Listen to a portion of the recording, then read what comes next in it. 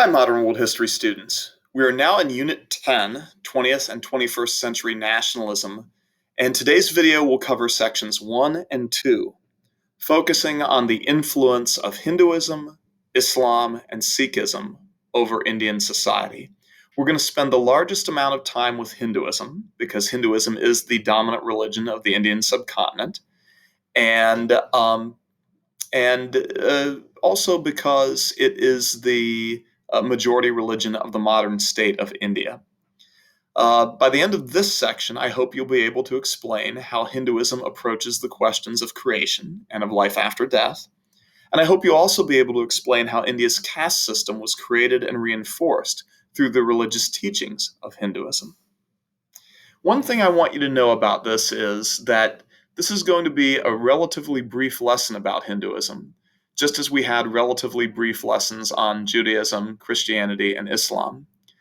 And at the time, when we did those three lessons, I said to you, if you are a Jewish person, if you are a Christian, if you are a Muslim, I recognize that what I'm going to teach you in this brief 40-minute lesson is just the beginnings of what your religions teach, okay? This does not even begin to cover all of what those religions teach or believe. You'll be likely as a Hindu to say, oh, there's so much more to it than that. And you're right. But of course, that's not the religion itself is not the focus of this course. And so in each of those cases, and in this case, what I'm really going to focus on is on the part of the religion that influenced society, particularly society in the Indian subcontinent, in this case, at the beginning of the 20th century, when these nationalist movements began to appear in India. So the Indian subcontinent is located on the southern shores of the Asian continent. And the Indian subcontinent is referred to that way because at a time it was a continent of its own. As a matter of fact, if you've learned about plate tectonics, you've learned about how at one time the crust of the earth, well, at one time still, the crust of the earth is broken into these stony plates that are in constant motion. And if you go back far enough in the geologic history of the earth, India was actually on a plate that carried it separately from the rest of Asia. But as a result of plate tectonic motion, the plate that carries India was passing, it was actually colliding into the plate that carries the rest of Asia. So that eventually what is today India, in a way, collided with and was attached to the rest of Asia. And so India is referred to as a subcontinent because at one time it was its own continent, and now it is a continent attached to a larger continent. So it's referred to as a subcontinent. Today, the Indian subcontinent is divided into 4 modern states: Pakistan, India, Nepal, and Bangladesh. And we'll talk later about how that happened. But for now, I want you to think about the Indian subcontinent as a united single entity. All right, that's how we're going to talk about it at the beginning. And if you haven't placed it on your map yet, or if you don't know where India is, then why don't you take a moment to pause the video and mark the Indian subcontinent on your map. Maybe draw a big circle around it and write Indian subcontinent just outside that circle.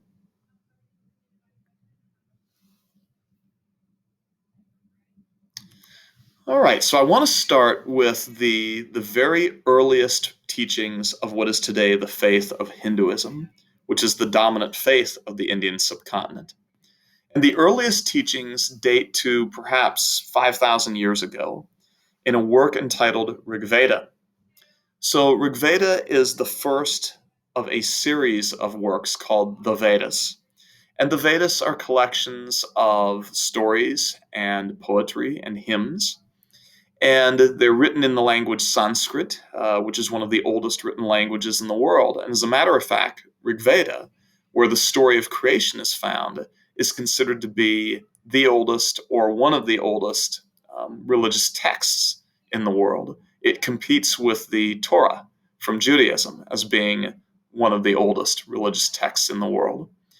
And interestingly, the stories from the Torah of creation and from the Rig Veda of creation bear certain similarities. In Rig Veda, as in the Torah, the universe is created out of this sort of formless void, this sort of state of chaos in which nothing is recognizable. But then some sort of creative force emerges, and that creative force, a god or the gods, begins to separate things out which are discernible, separate things out which are recognizable. And we begin to see things coalesce like water and sky and that sort of thing. And then finally, a human being is created. And in Rig Veda, the first human being is born out of a golden egg or golden seed that is placed in the waters. And that first human being is a male named Purusha. The gods regard Purusha and decide to sacrifice him. And as the sacrifice of Purusha proceeds, different elements of Indian society emerge out of the different parts of his body. So, for example, out of his mouth, out of Purusha's mouth, come the priests. And the priests are considered to be the highest ranked people in society. And it's appropriate that they come from his mouth because the function of the priest is to speak spiritual truth and to help other people grasp spiritual truth through teaching. So they're born out of Purusha's mouth. Out of Purusha's arms come the Kshatriyas, who are warriors. And of course, again, it's appropriate that out of Purusha's arms are born the warriors because the warriors carry their weapons in their arms, they carry their shield in their arms. Out of Purusha's thighs are born the farmers, the landowning farmers. So people who own the land, and of course, it makes sense again that the farmers are born out of Purusha's thighs because as a farmer works the field, as a farmer pushes the plow through the field, it is the thighs from which the strength and the force comes from to do that hard work. And then finally, out of Purusha's feet are born the Shudras, or servants.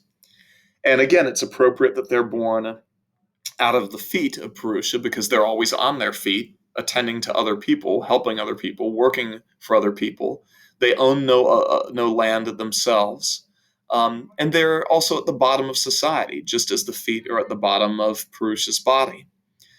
And so this is kind of the way that the Indian social order is explained, that at the top of society are the priests, then come the warriors, and then the farmers, and then finally the Shudras, or servants.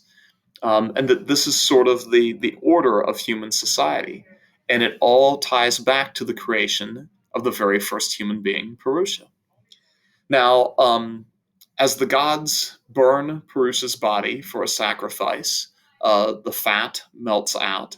And then as that fat begins to solidify again, as it cools, the gods form the fat of the body into animals, and those become the animals and things like that. So, so the whole story of creation helps Hindus to explain where everything in nature came from, but also where everything in human society came from, including the order of society. And this order is called varna.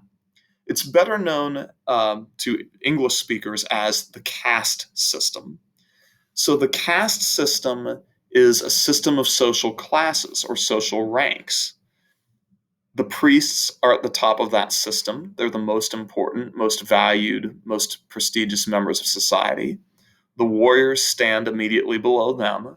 The landowning farmers are third. And then at the bottom of that society are the Shudras, or servants, who are born out of Purusha's feet, right? And in the caste system, generally speaking, throughout most of the history of Hinduism, the castes were very, very rigid. You were born into a caste. You were born into the caste of the priests, or you were born into the caste of the warriors, or the farmers, or the servants. And there was really no way in this lifetime for you to change that. There was no social mobility. You couldn't, as a farmer, get yourself special training and become a warrior. You couldn't, as a warrior, study up on the Vedas and become a priest. You certainly could not marry outside of your caste and improve your caste. Marriage outside of caste was generally forbidden throughout most of the Indian subcontinent. during the period prior to the 20th century. And as a matter of fact, in many parts of the Indian subcontinent today, it's still true. The caste system is not followed as closely in the big cities, where the influence of modernity of the modern world, right, has been so powerful. But out in the countryside, where the influence of the modern world has not been so great, the caste system is still followed quite closely, and it remains very, very rigid. And generally speaking, marriage outside of the caste is not allowed. So, under the caste system, there's really no way to advance yourself in this lifetime. There's no way to move up. There is no social mobility under the caste system known as varna. Um, the other thing that I want to make you aware of is that there are people who are said to be without caste, if you prefer outcasts. These are people who are regarded as really subhuman, and they're called in the Indian subcontinent panchama, which means untouchable. That is to say that they are beneath humanity. They're regarded as beneath humanity. They ought not to even be touched, physically touched, by people who are part of this system. So, as low as the Shudras or servants may be in society, the outcasts or untouchables or panchama, they're not even considered to be part of society, right? They are less than Shudras, they are less than servants. They are considered to be effectively subhuman.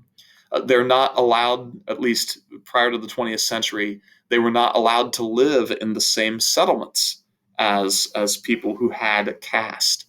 Um, they had to live outside the settlements, and when they came into the settlements, in order to um, do whatever business they may need to do, um, they were oftentimes deliberately shunned by the people who lived in the settlement. The in some places, panchama or outcasts or untouchables, they were required to carry a wooden block and a stick with them when they entered into a settlement, into a village, and they had to tap the block with the stick to let everybody know that they were coming, so that everybody else could ignore them, could sort of walk away and not interact with them.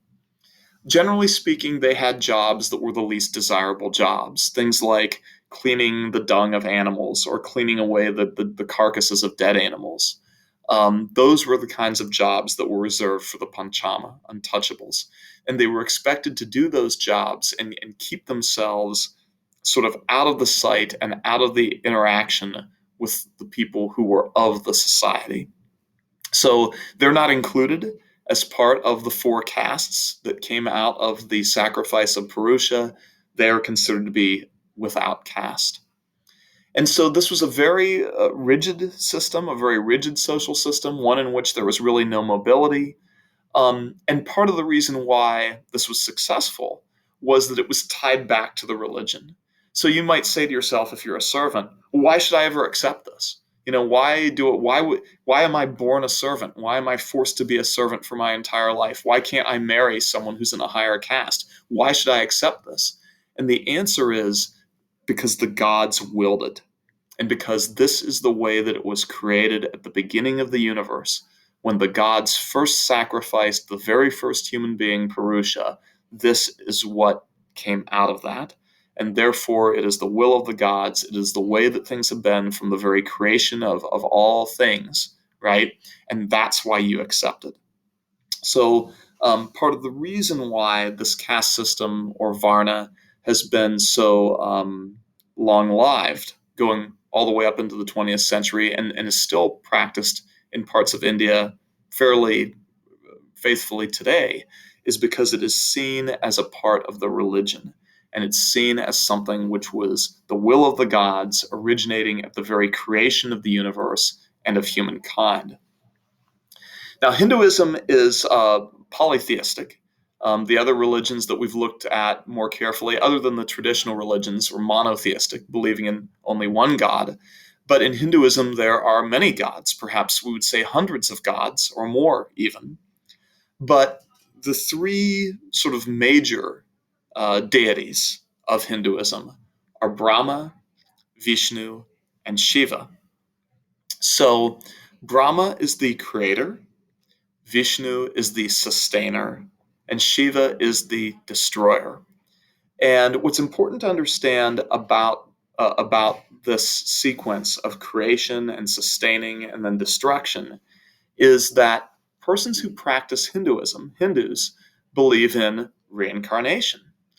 That is, they believe that the soul continues even when the body dies, and that the soul then is reborn into another body. So, more on that later. But they also believe that the entire universe goes through this process. The universe experiences creation and then sustaining and then destruction and then recreation.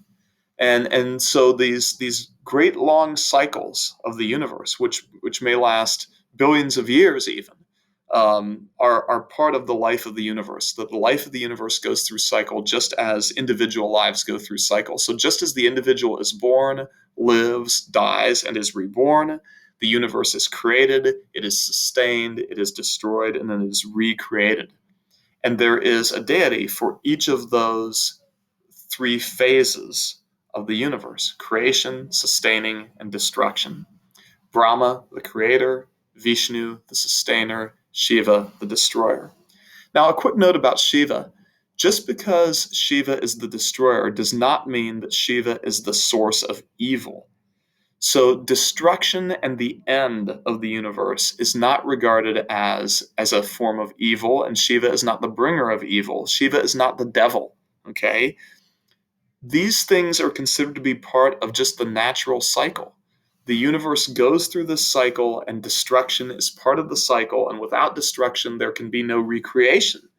So, destruction is not considered to be a form of evil, and Shiva is not considered to be a bringer of evil. Destruction is simply part of the cycle of the universe, the same way that winter is part of the cycle of seasons. Winter brings the destruction of plants, the dying of leaves and things, but then it sets the stage for rebirth. And that's how destruction is viewed in Hinduism. Vishnu, however, as the sustainer, is a particularly special deity because the sustainer then is the one who gets us through, who keeps us going, keeps the universe going during the period in between creation and destruction. And so Vishnu has a very special role to play. And in particular, Vishnu has a special place in the lives of human beings because Vishnu is the one who will help us along the way. So when we encounter struggles, when we encounter difficulties, Vishnu will sometimes appear to help us get through those difficulties, to help us understand what we should be doing and get through these difficulties. And Vishnu appears in many forms. Sometimes Vishnu appears as an animal, sometimes Vishnu appears as a human being. And these various forms in which Vishnu appears are called avatars.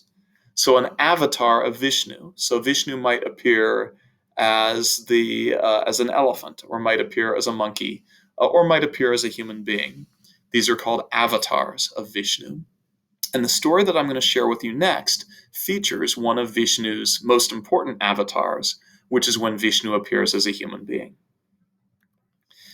Now, to reinforce the fidelity to the caste system, a later work of Hindu sacred text tells a story about a warrior named Arjuna and his encounter with Vishnu appearing as a human being called Krishna. And this is from a work entitled the Bhagavad Gita, which is written much after the Vedas, but which sort of helps to serve to reinforce the principles of the caste system. So this is the story of Krishna and Arjuna at Kurukshetra. So Krishna is the most important of the avatars of Vishnu. When Vishnu the sustainer appears as a human being, Vishnu is known as Krishna. And Krishna appears as a human being to help other human beings who are struggling with spiritual misunderstandings or who need some sort of spiritual guidance. And so here, this particular avatar of Vishnu the sustainer, that is Krishna, appears to assist this young warrior named Arjuna. So in the picture, this is Arjuna, okay, riding the chariot. This is Krishna driving the chariot. And you can tell that Krishna is Vishnu in human form because he's got that blue pallor to his skin, just as we saw in the previous picture. See that blue sort of coloration to the skin. And so we see that Krishna, which is Vishnu's avatar, also has this blue coloring. Arjuna, meanwhile, is a human being, true human being, not a god, just a human being. He's a warrior. And they're actually about to fight a battle. And Krishna is serving as Arjuna's chariot driver.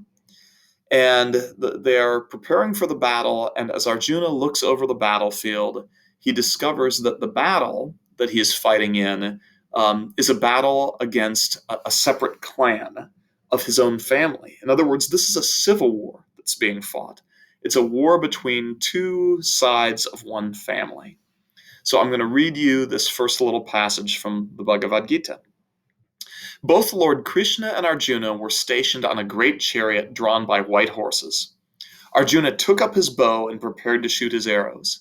But on the battlefield, Arjuna could see within the midst of the armies of both parties his fathers, grandfathers, teachers, maternal uncles, brothers, sons, grandsons, friends, and also his fathers-in-law and well-wishers.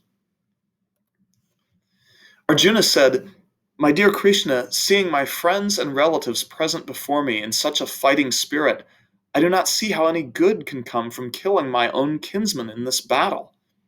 Now I'm confused about my duty and I've lost all composure.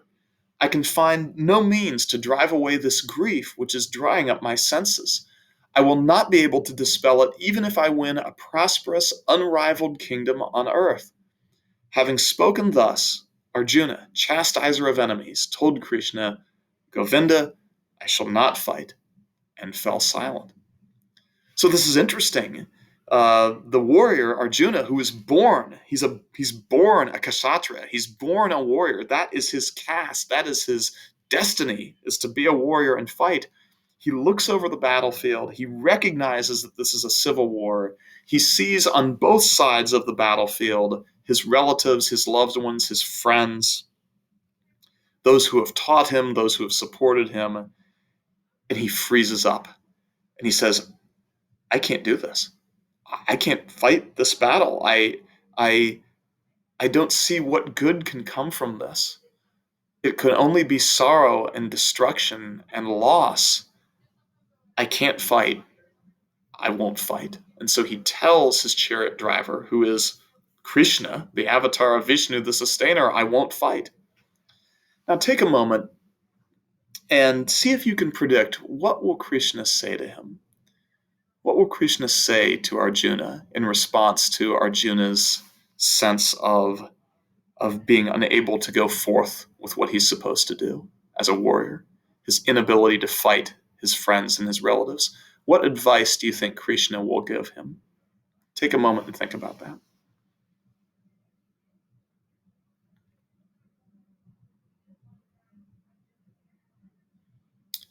So I suppose, one way of thinking about it would be, well, Krishna is going to pat him on the shoulder and say, "Good job, young man.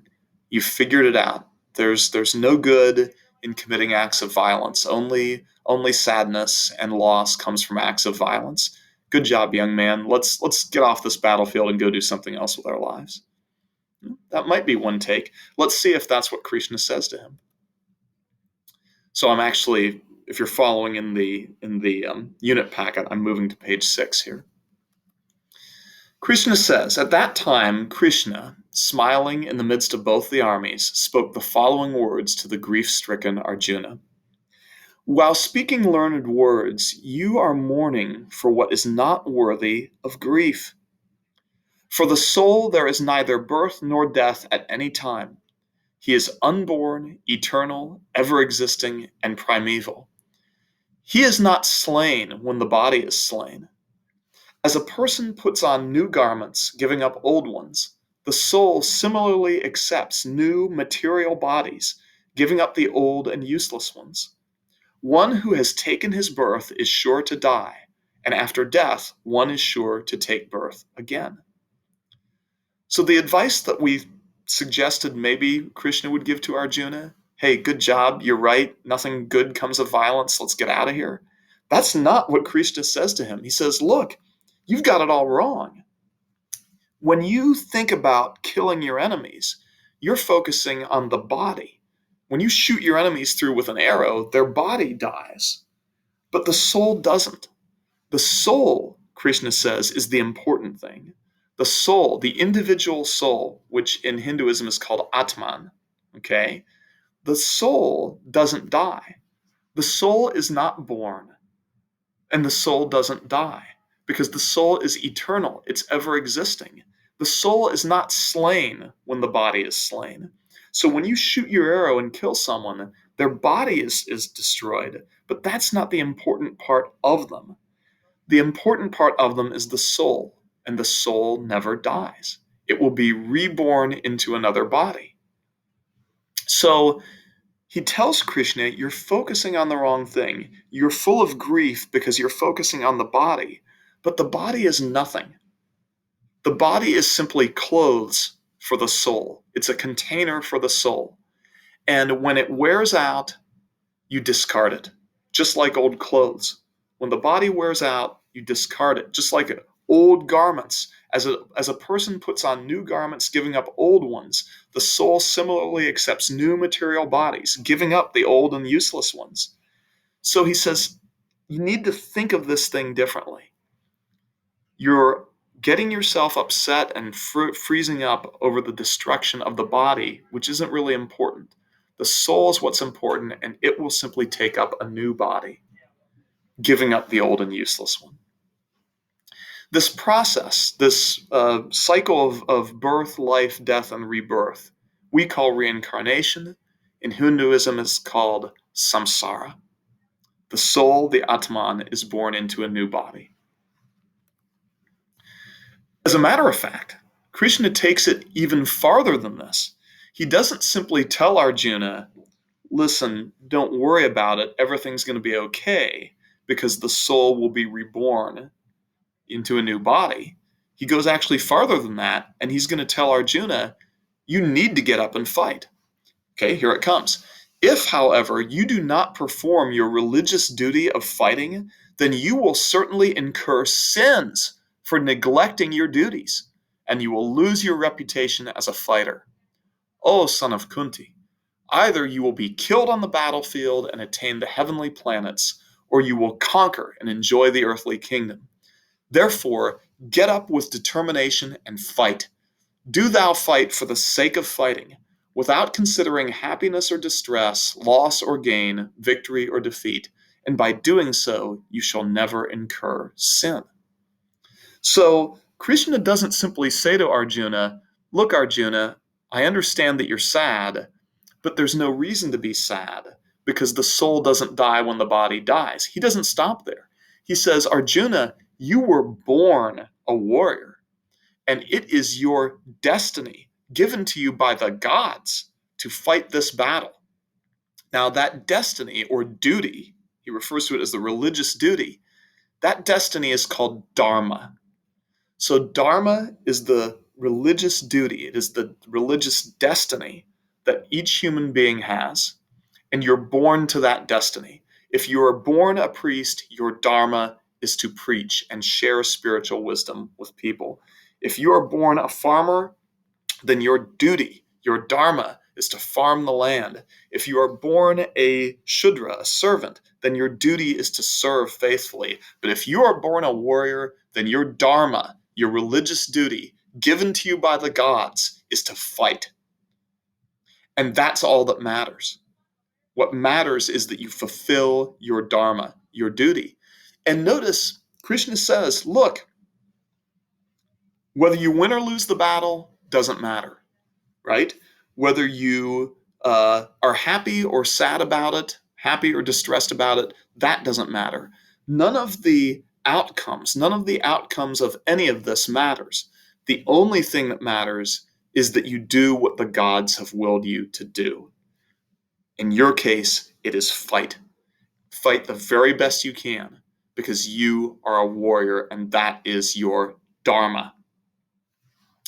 Now, if you fulfill your dharma, then you will not incur sin.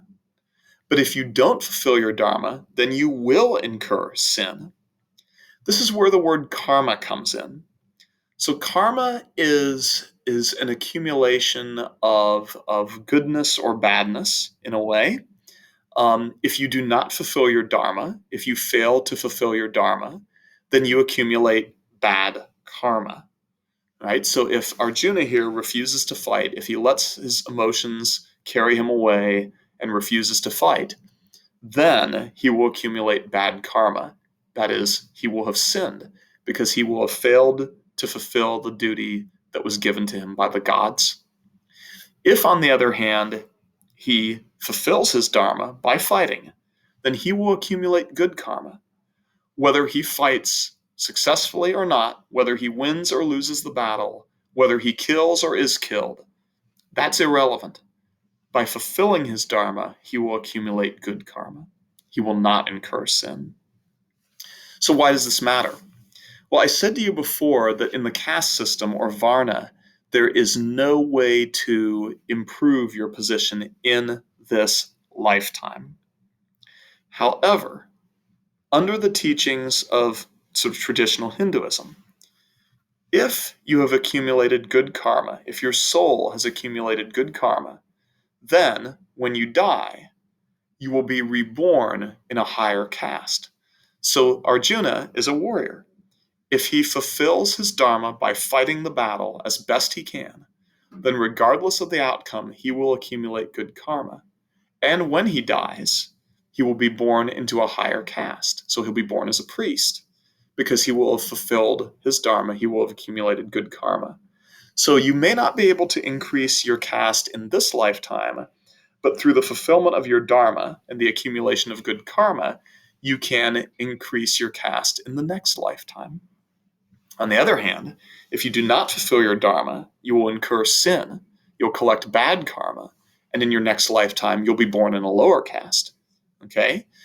So again, this teaching of reincarnation and of dharma, or religious duty given to you by the gods, and then of accumulating good karma by fulfilling that duty, or accumulating bad karma by not fulfilling it, and then having your next life influenced by that, this is another way of reinforcing the caste system.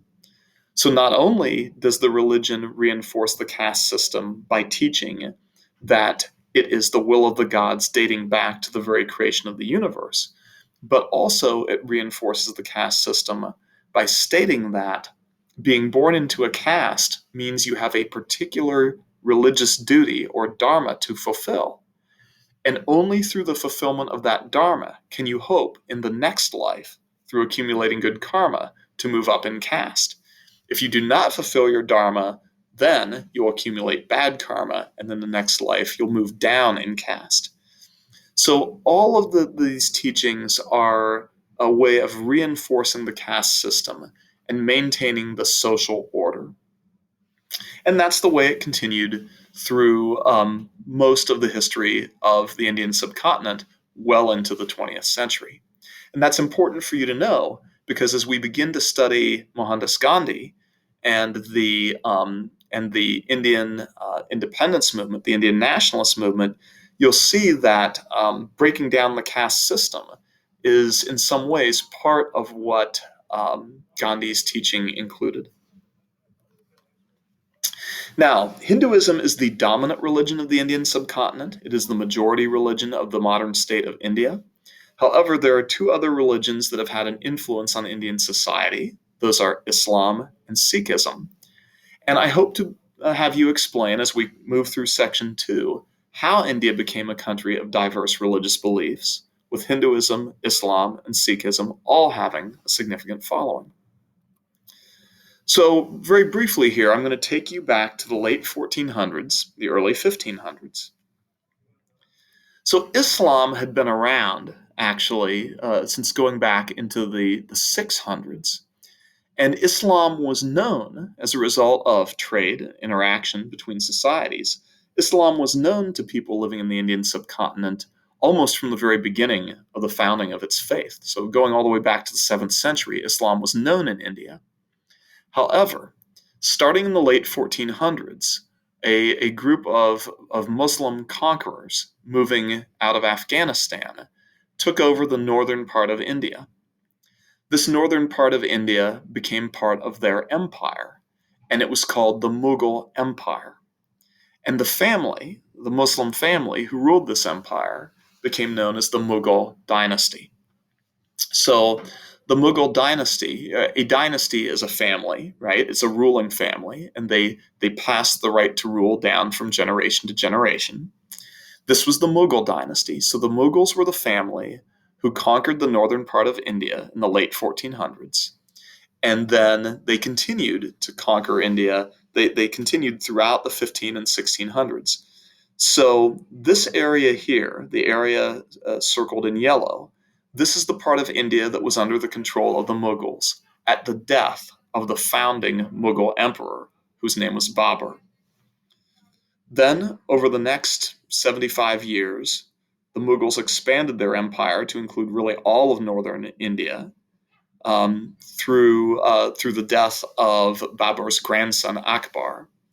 And then over the next 100 years, really the rest of India came under the control of the Mughals until really most of India was under their control. Now, as I mentioned, the Mughals were Muslims. They did not exactly introduce Islam into India. Um, it was known before they invaded and began to take over. But of course, as the Mughals took over more and more of India, they encouraged the local kings, because prior to their arrival, India was broken up into many, many small kingdoms ruled by what were called rajas. So a raja is a word for a king. And of course, the Mughals encouraged the local rajas to convert to Islam and encourage their people to do so as well. However, at the same time, the Mughal Emperor Akbar, who was the grandson of Babur was the original Mughal emperor, he was the founder of the Mughal dynasty, but his grandson Akbar proclaimed religious tolerance throughout his empire. So while they encouraged people to convert to Islam, they did not require it, so that people could choose to continue to worship as Hindus, or they could convert to Islam. Now, for that reason, the Indian subcontinent became diverse in terms of religion, because you had some people who, following the lead of the Mughal dynasty and of the Rajas who followed the dynasty, um, who converted to Islam. You had other Rajas and other local people who decided to continue on as Hindus. And as a result of this, the Indian subcontinent became a continent where both Muslims and Hindus lived side by side and in peace with each other, largely throughout most of their history. Today, as a matter of fact, although Hinduism is the majority religion of the country of India, India has a very, very large Muslim population, a Muslim minority population. It's so large that even though India's Muslim population are in the minority, that still makes India the second largest Muslim country in the world, only behind Indonesia. Indonesia has the largest Muslim population in the world. India has the second largest. Countries like Saudi Arabia and Iran and Egypt, which we tend to associate more with Muslims, are actually lower on the list in terms of Muslim population. But through most of their history, despite having this very large Muslim minority, throughout most of their history, Hindus and Muslims were able to get along with each other. Now, at the same time that roughly the same time that the Mughal dynasty was conquering large sections of northern India and seeking to convert people to Islam who wished to do so, a third great religion was introduced in India. The founder of this religion was a teacher named Guru Nanak. So, Guru is a word for a teacher, a great teacher, and Nanak was his name. So, Guru Nanak. He was the founder of a faith called Sikhism. And strangely, my thing didn't change up here. So Sikhism is spelled Sikhism. Sikhism. And a person who practices Sikhism is a Sikh, Sikh. So the teachings of Guru Nanak represent a sort of a merger of some of the ideas, some of the fundamental ideas of Hinduism and of Islam. So Sikhs, for example, believe in one God. Sikhs are not polytheists, they are monotheists, like Muslims. So, like Islam, Sikhism is monotheistic. It believes in only one God. Like Hinduism, however, Sikhs believe in reincarnation. They do believe that the soul is reincarnated into a new body at death, and that what the soul is seeking throughout its many lifetimes, so as the soul is reincarnated and lives another life in another body, what the soul is seeking to accomplish is unity with God. So, so eventually, when the soul gathers enough wisdom through living these many lifetimes, the soul then eventually escapes from the cycle of reincarnation and achieves unity with God. So, on the one hand, Sikhs believe in one God, like Muslims. On the other hand, they believe in reincarnation, and they believe that the purpose of reincarnation is for the soul to accumulate wisdom through many lifetimes until the soul gains unity with God. That's more like Hinduism. And like Hindus, Sikhs would say that the important wisdom to gain is the wisdom that leads you away from like attachment to things of this world. So just like Krishna had to learn that winning or losing the battle, killing or being killed, gaining a kingdom or not, just as Krishna had to learn that that wasn't the important thing. The important thing was that he fulfill his religious duty, his dharma. Similarly, Sikhs would say that in many lifetimes the soul has to learn that being attached to things of this world, ego, greed, getting carried away with your emotions, that's what you have to sort of learn your way out of in order for the soul to achieve this unity with God. So Sikhism represents a kind of a blending of the teachings of Islam, monotheism, and Hinduism, reincarnation, the seeking of wisdom for the soul through many lifetimes. And Sikhism is actually the third largest and most practiced religion in India. So in India, you have very large followings of Hindus, of Muslims, and of Sikhs. And again, throughout most of their history, they seem to manage to get along reasonably well together. Now, unfortunately, you'll see as we progress through this part of the unit, that doesn't last permanently, and we'll start to learn about why that is. So until then, take care of yourselves. Hope you're healthy, hope you're safe. I look forward to teaching you again. So long, Modern World History students.